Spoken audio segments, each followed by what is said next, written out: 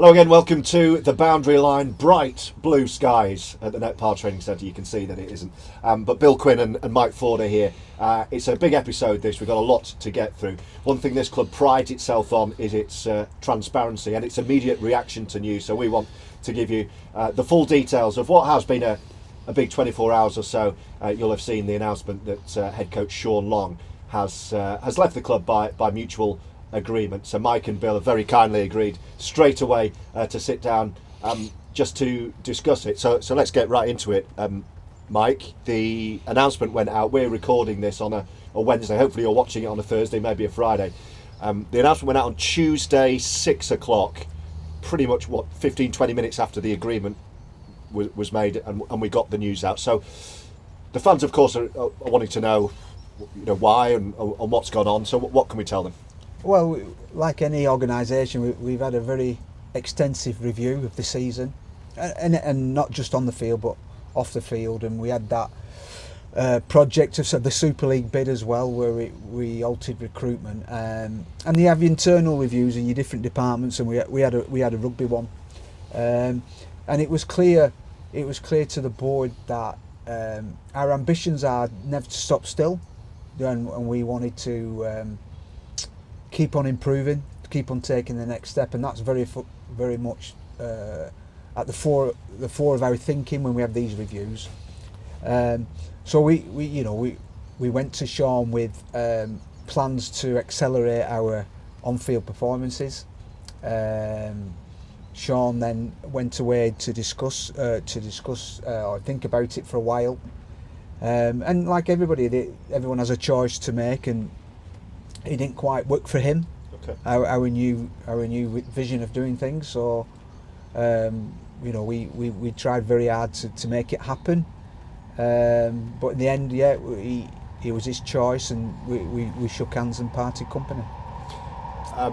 So I'll just pick up on that in a second in terms of kind of a slightly new way of doing things. But listening to you guys who chatted about this with Sean and tried to make it work, Bill, often when sports clubs put out statements saying a coach has left by mutual consent or mutual agreement, it means they've been sacked, or maybe if they've resigned, but more often than not it means they've been sacked.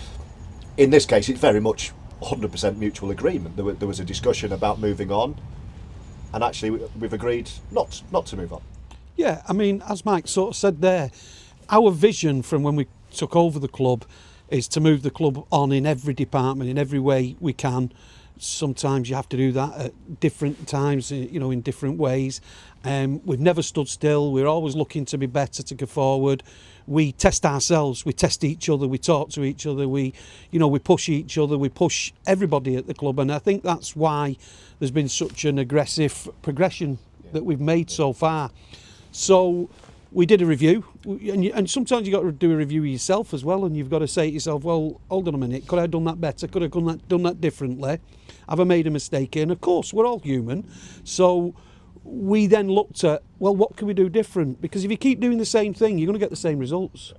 And we looked at everything. We looked at the games, we looked at all sorts of things. We looked at the training facilities. We looked at everything that we possibly could do to maybe change, to improve, etc. We came up with a different idea. Mike was going to go to the role of director of rugby. It was already preset, so I don't want anyone thinking that, suddenly we're scrambling or we're changing things or we're doing things, because we're not. We had a clear vision, we had a clear pathway going forward of how we'd like to change things so that we can improve as a club on and off the field. And then we put that to Sean. And then Sean had the choice to accept that, I did a lot of discussions with Sean over the last week and to talk about it. And basically, as Mike said, Sean didn't see that was his vision going forward. And at the end of the day, Sean's done a great job for us. We wish him, well in whatever he does, whichever direction he goes in. And, he brought us to where we are now. But as a club, we're not happy where we are now. We want to progress, we want to get better, and we want to do better things. So to do that, you've got to change. And if you change, you have a chance. If you stay as you are, you'll have the same results. And that's really where we got to. And I think we'd like to on record thank Sean for what he's done over the last couple definitely. of years. 2024 was special. We won the championship by canter, and he got us to the top 4. But most organisations, you know, panic or, you know, change direction when the club's going bad.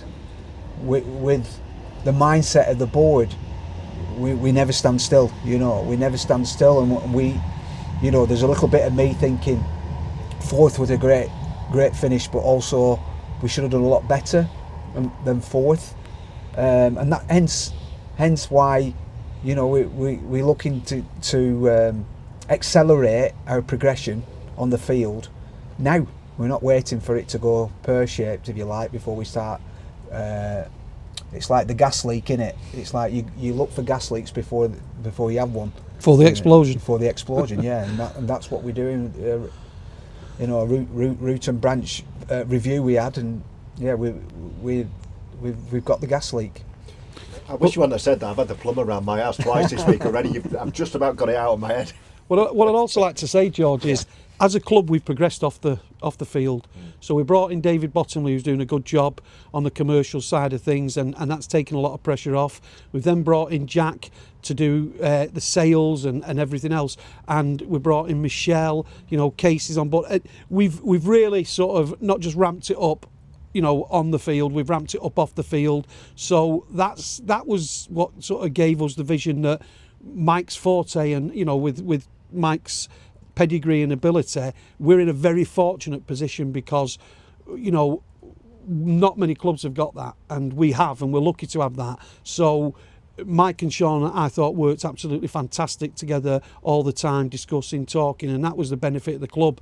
Now we're in a situation where we don't have to panic. We're not panicking, and, you know, we will progress. There is nothing sure of that. And Sean did an absolutely fantastic job, but that progression will continue. And he leaves with the best wishes. I mean, a really popular guy, Sean. I'm biased because he's a friend of mine, as you know. And you know, it's hard when players leave. It's hard. You know, you Mike told the players last night it was difficult for them. I saw that, and I've spoken to Sean, and you know, he's fine. He's at peace with his decision. Actually, one thing he wanted to make sure we put out today was to thank the players from Sean, to thank the players who've worked so brilliantly in 2 fantastically successful seasons, as the guys say, a League One title and then top 4 championship in 2 seasons as head coach. Absolutely brilliant. But also you guys, the fans as well, who Sean really enjoyed seeing at every game and at training when you came down. He wanted to thank both players and fans as well if he didn't get the chance again. So I wanted to make sure I said that today. Just before we get into the structure, I'll pick up on that in a moment. Timing is something fans have been asking about. Now, I mentioned at the very top, we've announced this literally within 10-15 minutes of you receiving the agreement. So, you know, we've got this news. We haven't been sitting on this news. We've got this out straight away. People saying, well, why have you waited until pre-season starts for this? Well, that's just when it happens, isn't it? Yeah, but I mean, even the fact that it's happened now, I don't understand. Maybe it's just me, but it's great. Pre-season went ahead last night. There was nothing different that happened in pre-season that would have been any different if Sean would have been here. So the timing was that the players, Sean, Mike, everybody, this is their time to basically, before pre-season starts, to go on holidays with the families and things like that. So you have to respect the fact that people are away on holidays and things. We have to have the time to do the review. Unfortunately, this year we had the Super League bid as well. That took up time and things like that. So basically, as this unfolded, as the vision for the future, as the different way of looking at doing things unfolded, we spoke to Sean. We gave Sean time to look at it, review it for himself and think about it. Sean came back to us. I've been speaking to Sean over the last few days, and literally yesterday we basically came to, you know, the agreement and the situation, and within minutes you guys put it out there. So there was no coincidence, or there was no pre-arranged, set time we were going to put this out. It happened as it happened, and again, it's part of what you said at the beginning about transparency. You guys got it out to the fans and to everybody out there. There's nothing being hidden. We're being quite open and honest. Sean, if I walked down the road and saw Sean today, we'd be having a laugh and a joke and a chat, and that's how we like. Listen, relationships in sport and everything. In this game, in every game, they end very quickly. And I think if you can do it the way that the club and Sean have parted company, then I think it's very shows the progression on both sides. And I wish Sean all the best. And I hope that he continues doing what he's doing and he progresses himself as well. So in terms of the coaching structure 2026, we've mentioned there a tweak, slight restructure. So Mike Ford as director of rugby. So then what does that look like? We're presuming someone will now be coming into Sean's shoes as a first team coach. Would that be right? Yeah, so I've always wanted to be director of rugby. I think everyone in the organisation has known that since day one, where that is my skill set, and it's just took us basically 2.5 years of hard work for us to get here, where we feel confident that the other side of the business is like Bill says, got good people in there doing some good jobs, so I can focus more time now on the rugby side of it. It's such a big job. It's not just the first team. It's women's, and it's the pathway. And we now got students who are playing today. The students in Oldham rugby kit are playing today. We've got some photographs for you in a Salfords 9 competition. We give OKR, the Super League champions, a good go in round 1, where we lost 16-8, which was a great showing for our lads today. So things like that are progressing. So to answer your question, the first team, honestly, it's just happened yesterday. So we'll be out looking for a coach, for maybe a couple of coaches to help with the first team, what they look like and the titles. We're not too sure yet in terms of what's out there, and no doubt there's a few discussions to go on, but we'll get the feelers out. Like everything in the rugby league world. You put your press release out at 6, and by 7 I've got 8 CVs in my inbox. Right. So there's no shortage of coaches out there. Right. Well, hopefully that's filled in a few blanks for you. Do get in touch if there's anything else you want to know. We'll do our best. We're a big team here, and that includes you guys. So we'll let you know anything we can. As part of your role, presumably that's recruitment as well, Mike, and that's the other big thing fans are asking a lot of.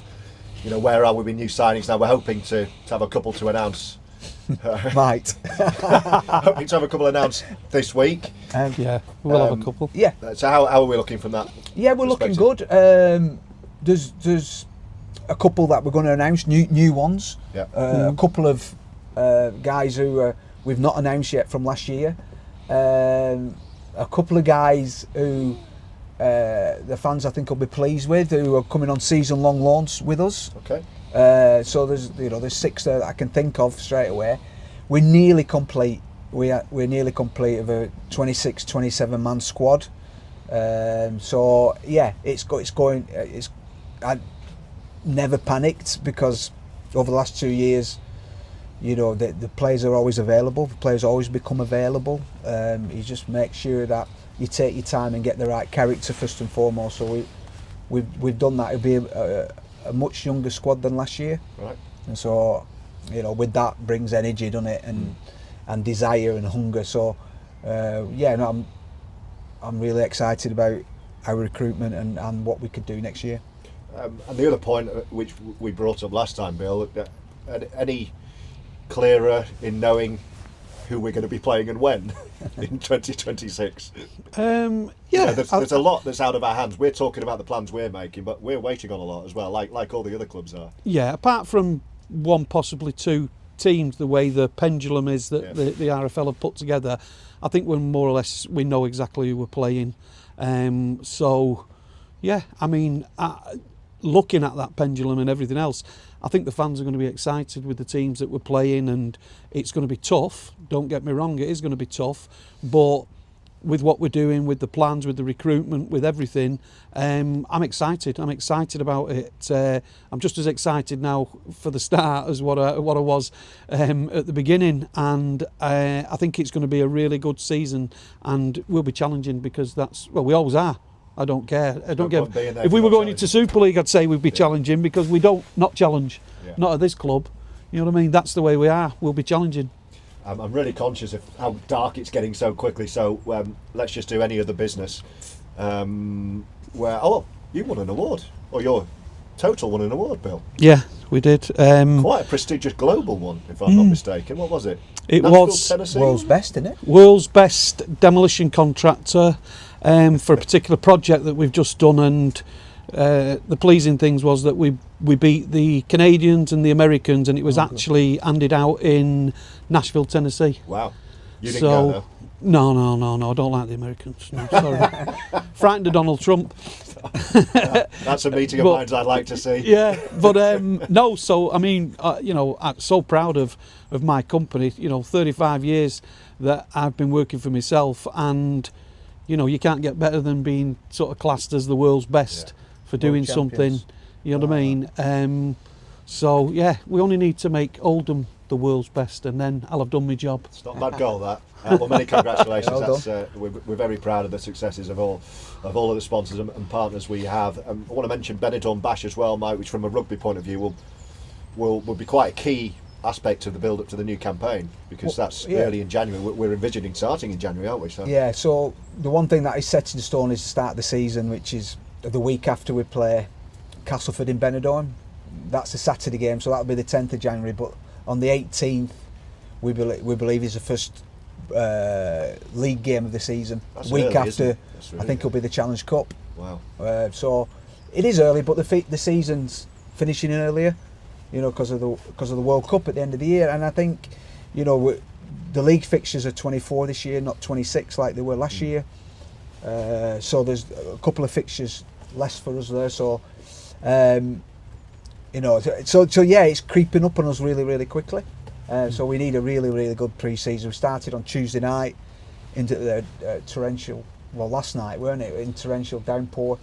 But the boys worked hard. We did a little bit of testing. We'll do a bit more testing on Thursday. Yeah, we're well into the swing of things now.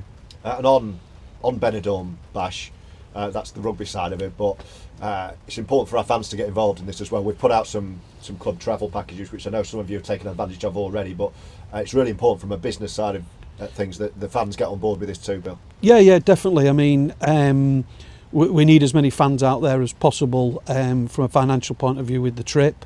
We should know in the next few days which stadium. We've been really pushing to get that so that we can give the fans as much information as possible. Also as well, all our fans, we're going to be arranging in some kind of an event when we get there, which will be, we'll have that planned in the next few weeks, but it'll be an event for everyone that gets out there, that they can get together with the players, and we'll do some kind of a signing session, and they can come and mix in with the players, and it'll be great because they'll see all the new players and everything else before the season starts. So it'll be well worth going, not only just for the sun, but the excitement of getting there. Obviously we're not going to Toulouse this year, so one chance to travel with us. One chance to travel with us. So please, come and get behind us and get behind the team, and I think we'll have a great time out there. That's not someone breaking into your car, is it? No, I don't think so. Right, I think we're done, aren't we? Unless I've forgotten anything. I've got a dodgy boiler to go and fix, so we'll leave it there. But great to see you both. Bill, thank you. Mike, great to see you as well. Thanks for joining us. Hopefully that's put a bit of meat on the bones for you. So book on for Benidorm and keep across all our social media channels over the next few days and weeks for more exciting news from Roughyeds TV.